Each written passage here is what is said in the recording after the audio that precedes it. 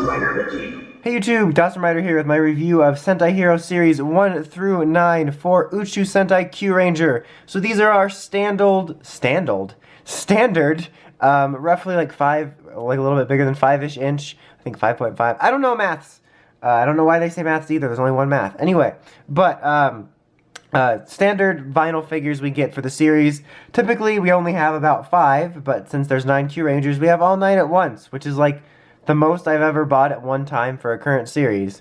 So, yeah, and the reason yellow is fallen over is because he can't stand, and if you are familiar with these figures, you know that that's kind of a problem as of late. They kind of get a little bit bendy in the legs or whatnot, and they have problems standing. Yellow is my biggest offender. A couple other of them have problems, but I was able to get them to behave. You should have seen me trying to take the thumbnail. It was like I needed to be the Flash.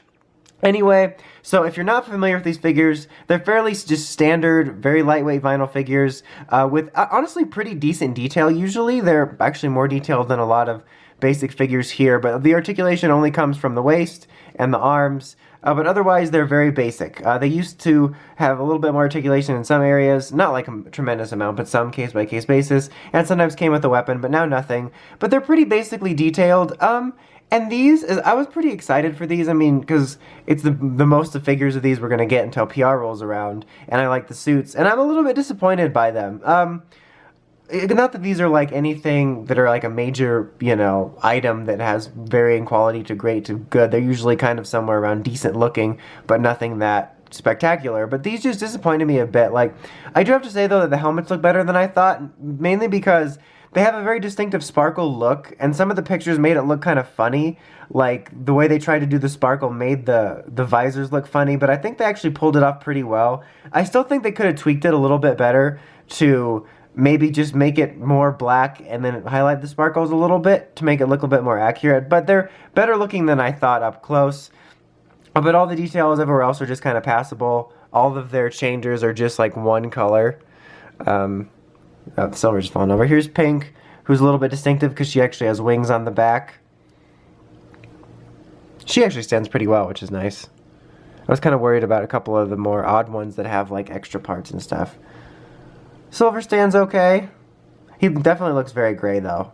That's one thing. One of my complaints is that he's very gray, and then gold here certainly doesn't look gold. He looks kind of like trying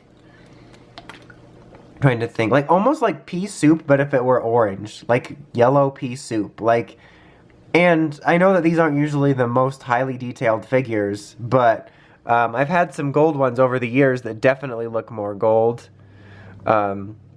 Orange here is definitely orange.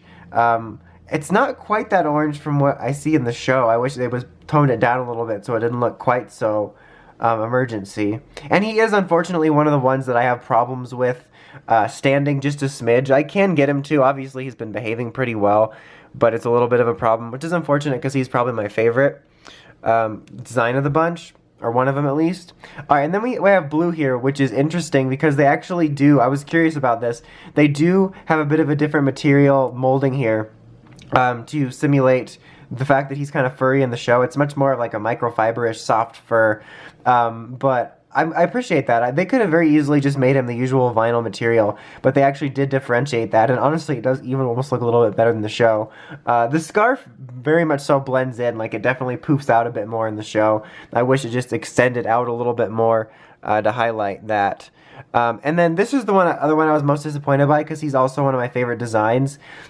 And he's one of the more bulky figures you get, and like sculpt-wise, I guess I could say. That seems weird to say about these, but he looks pretty good. But my complaint comes with just a general QC issue where I don't know whether it happened in the factory or whether it happened in transit, but you can see there's a little scratch there on the helmet, which is annoying because it's hard to do when you order from Japan and like HLJ and all this stuff. It's not like in the store where you can look at the shelf and say, oh, this one's got a scratch on the visor, and then pick up another one.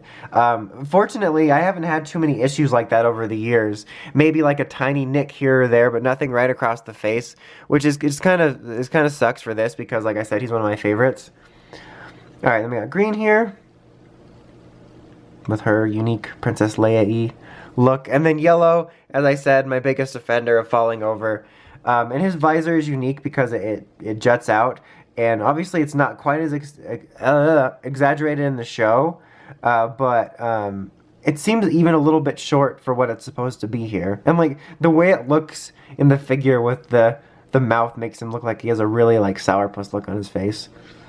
But yeah, overall, these figures are always kind of hard to get to recommendation to anyway, because they're nothing that I usually ever say, like, oh, you gotta go get these right now. They're always kind of hey, these are actually pretty cheap, and if you want something cheap to display the Rangers of, whether it's permanently because you're on a budget, or just something to hold you over until figures happen in some way, shape, or form, I usually recommend it for that. And I still do, even though I think that these are a bit of weaker entry overall in some instances compared to the past years, because these have never been, like I've said multiple times, but amazing ride-home figures, but I always thought they were pretty decent looking, like almost little statues, and these unfortunately have disappointed me in a couple aspects, so I'll say that. But like, if you really want to pick up some of your favorite just to hold you over, or if you're on a budget, I still can't outright like not recommend it just because they are so cheap. It'd be a different story if this was like figure art pricing, or even like the Kamen Rider gimmick figure pricing of like 20 to 30 bucks, but these are just a few dollars, honestly, and they'll probably go on sale later. So not a must-have, but if you want your favorite, they can hold you over in the meantime for a very cheap price. But anyway, that's about it. Until next time, check out the Crazy Podcast at writersrangerambles.com, and of course, never do like, comment, subscribe. Until next time, Dawson Rider, signing out.